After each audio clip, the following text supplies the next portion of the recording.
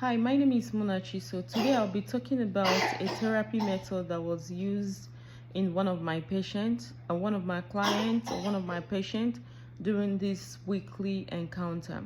So today I'm going to talk about cognitive behavioral therapy. So this my patient presented with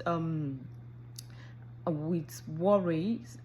She was worried about his daily she was so anxious about her daily activities. She was so anxious about social interactions. She was so worried about future uncertainties, like a lot of things going on, how she's gonna cope at her place of work. She had a lot of things going on in school. She had a lot of things going on at work.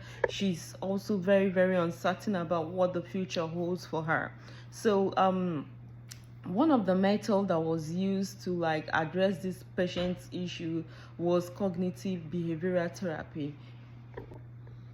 So the it like I said, the therapy was the cognitive behavioral therapy, which was used to like which was used to like make the patient think away, like redirect the thinking, the thoughts from the anxieties and things that could generate the anxiety, or like distorted thoughts. So the goal of cognitive therapy is to identify and manage, like, distorted thoughts, and to redirect the person's thinking, and to redirect the person's thinking, behavior, to other things, like with cognitive behavioral therapy, the client or the patient will be able to identify the thoughts, the thinking, whatever that makes he or she to be anxious, and then redirect or refocus the thoughts, the thinking,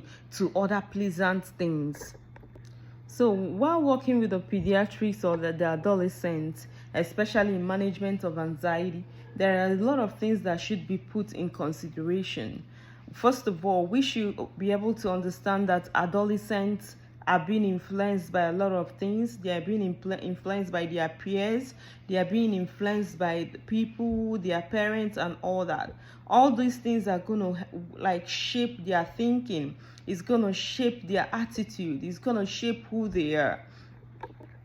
Also, it is important to know that the adolescents, like, there is family involvement. Adolescents can at that stage, is like the family has a role to play. The family is involved in their decision making. So while having a therapy with an adolescent, it's very important to like involve the family, or to involve the guardians, or whoever that is responsible, like the responsible adult for the adolescent should be involved in the therapy.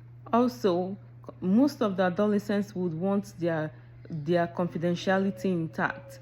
They might not want to open up if they feel like their privacy or their confidentiality is compromised. So it's very important to ensure that their confidentiality, or to build trust between between the adolescent that you are having therapy session with.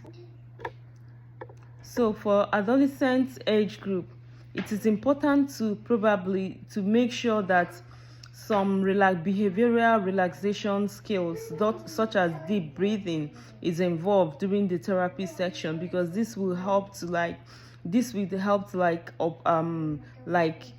give them like a relief during the therapy session. From time to time, you could tell them to like take a pause, take a deep breath, before the therapy continues.